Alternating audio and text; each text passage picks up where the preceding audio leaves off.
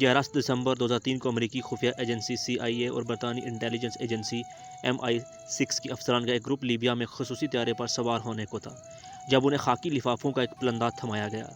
یہ team Libya کے حکام کے ساتھ انتہائی اہم مذاکرات کے ایک خفیہ مشن کے اختتام کو قریب تھی۔ جب انہوں نے جہاز میں سوار ہو کر ان خاکی لفافوں کو کھولا تو انہیں علم ہوا کہ انہیں وہ اہم شواہد دے دیے گئے ہیں جن کی انہیں اشد ضرورت تھی۔ ان خاکی لفافوں میں ایٹمی ہتھیاروں کے ڈیزائن تھے۔ ان ڈیزائنز کے علاوہ جوہری پروگرام سے متعلقہ پرزہ پاکستان کے ایٹمی سائنسدان ڈاکٹر عبدالقدیر خان نے مہیا کیے تھے۔ ڈاکٹر قدیر اتوار کو 85 برس کی عمر میں وفات پا چکے ہیں۔ گزشتہ نصف صدی میں عالمی سلامتی کے حوالے سے عبدالقدیر خان ایک اہم ترین شخصیت تھے۔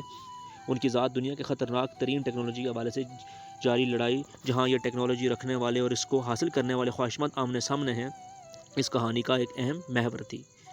سابق CIA ڈائریکٹر جارج ٹینٹ نے AQ خان کو کم از کم اسامہ بن لادن جتنا خطرناک قرار دیا تھا۔ انہوں نے یہ موازنہ اس وقت پیش کیا تھا جب یہ پتہ لگ چکا تھا کہ اسامہ بن لادن 9/11 حملوں کے ماسٹر مائنڈ ہے۔ حقیقت یہ ہے کہ اگرچہ ڈاکٹر AQ خان کو مغربی جاسوس دنیا کا سب سے خطرناک انسان قرار دیتے ہیں، لیکن اپنے وطن پاکستان میں انہیں ایک قومی ہیرو کے طور پر سراہا جاتا ہے۔ یہ چیز آپ کو نہ صرف ان کی شخصیت کی پیچیدگی کے بارے میں بہت کچھ بتاتی ہے، بلکہ یہ بھی ظاہر کرتی ہے کہ دنیا ایٹمی ہتھیاروں کو کس نظر سے دیکھتی ہے۔ 70 کی دہائی میں ڈاکٹر عبدالقدیر خان یورپ میں ایٹمی جاسوس بن کر نہیں آئے تھے، بلکہ وہ ایک جاسوس بن گئے تھے۔ وہ 1970 کی دہائی میں نیدرلینڈ کام کر رہے تھے جب ان کے ملک پاکستان نے 1971 کی جنگ میں شکست کے بعد انڈیا کی ایٹمی ترقی سے خوفزدہ ہو کر ایٹمی بم بنانے کی مہم شروع کی تھی۔ ڈاکٹر خان ایک یورپی کمپنی میں یورینیم افزودگی کے لیے سینیٹری فیوجز بنانے کے کام میں شامل تھے۔ افزودہ یورینیم کو ایٹمی توانائی کے لیے استعمال کیا جا سکتا ہے، اور اگر اسے ایک حد سے زیادہ افزودہ کیا جائے تو اس سے ایٹم بم بنایا جا سکتا ہے۔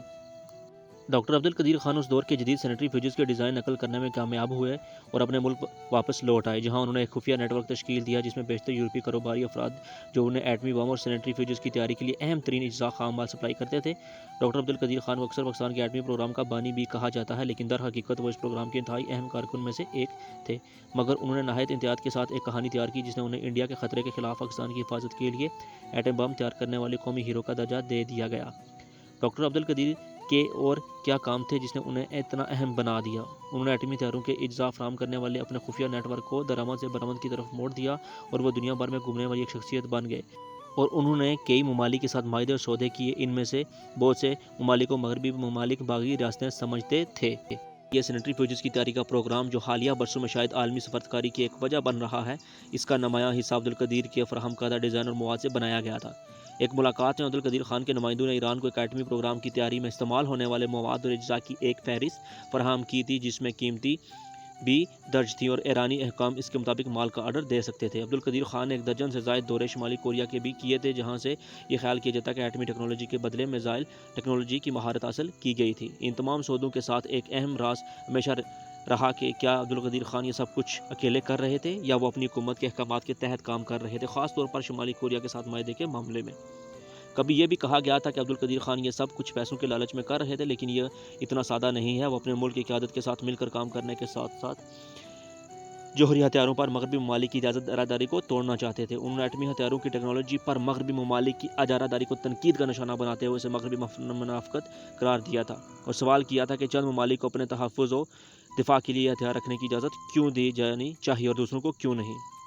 ایک مرتبہ انہوں نے کہا تھا کہ میں پاگل یا بیوقوف انسان نہیں، وہ مجھے ناپسند کرتے ہیں اور وہ میرے خلاف ہر طرح کے من گھڑت اور بے بنیاد الزام لگاتے ہیں کیونکہ میں نے ان کے اسٹریٹجک منصوبوں کو خراب کر دیا ہے۔ ان کے نیٹ ورک میں شامل دوسرے افراد جن سے میں نے اس وقت ملاقات کی تھی جب میں عبدالقدیر خان کے متعلق کتاب لکھ رہا تھا، تو مجھے ایسا لگا کہ وہ پیسوں کے لالچ میں یہ کام کرتے محسوس ہوئے تھے۔ 1990 کی دہائی میں لیبیا کے ساتھ ہونے والے ان کے جوہری پروگرام کے معاہدے نے جہاں ان کو زیادہ پیسے دیے تھے، وہیں ان کے زوال کو بھی تیز تر کر دیا تھا۔ برطانوی انٹیلیجنس ایجنسی MI6 اور امریکی CIA نے عبدالقدیر خان کی نگرانی شروع کر دی تھی۔ انہوں نے ان کے بین الاقوامی دوروں پر نظر رکھنا شروع کی، ان کے فون کالز کو ٹیپ اور پکڑنا شروع کر دیا اور ان کے نیٹ ورک میں گھس گئے، اور اس کے لیے انہوں نے AQ خان کے نیٹ ورک میں شامل افراد کو بھاری رقم کی پیشکش بھی کی۔ بعض موقع پر کم از کم $10 لاکھ تک رقم کی پیشکش کی گئی تاکہ ان کے نیٹ ورک کو ارکان کو اپنا ایجنٹ بنایا جا سکے اور ان کے رازوں کو حاصل کیا جا سکے۔ ایک CIA اہلکار کا کہنا تھا کہ ہم ان کے گھر اندر تھے، ہم ان کے دفاتر میں تھے، ہم ان کے کمروں میں تھے۔ 9/11 کے حملوں کے بعد خطرہ بڑھ گیا تھا کہ دہشت گرد بڑے پیمانے پر تباہی پھیلانے والے ہتھیاروں تک رسائی حاصل کر سکتے ہیں، اور یہی مشکل اور پیچیدگی پاکستان سے نمٹنے اور اسے ڈاکٹر عبدالقدیر خان کے خلاف کارروائی کرنے پر آمادہ کرنے میں تھی۔ مارچ 2003 میں جب برطانیہ اور امریکہ عراق پر بڑے پیمانے پر تباہی پھیلانے والے ہتھیاروں کی وجہ سے حملہ کر رہے تھے، جن کا بعد ازاں کوئی وجود نہیں نکلا، لیبیا کے رہنما کرنل قذافی نے یہ فیصلہ کر لیا تھا کہ انہیں اپنے ایٹمی پروگرام کے منصوبے سے چھٹکارا حاصل کرنے کی ضرورت ہے۔ یہ منصوبہ MI6 اور CIA کے خفیہ دورے کی وجہ سے بنا اور جلد ہی اس معاہدے کے عوامی اعلان کے بعد اس نے امریکہ کو ایک اہم واقعہ فراہم کیا کہ وہ پاکستان پر زور دے کے وہ عبدالقدیر خان کے خلاف کارروائی کرے۔ ڈاکٹر عبدالقدیر خان کو اس کے نتیجے میں گھر میں نظر بند کر دیا گیا تھا اور انہیں ٹی وی پر آ کر اعتراف جرم کرنے بھی مجبور کیا گیا تھا۔ انہوں نے اپنی بقیہ زندگی کے ایک عجیب صورتحال میں بسر کی جہاں وہ آزاد نہ تھے نہ ہی قید۔ انہیں آج بھی پاکستان عوام کی جانب سے ایٹمی بم بنانے پر ملکی ہیرو قرار دیا جاتا ہے۔ انہیں بیرونی دنیا کا سفر کرنے اور بات کرنے سے روک دیا گیا۔ انہوں نے کیا تھا اور کیوں کیا تھا، شاید اس کی اصل کہانی کبھی معلوم نہ ہو سکی۔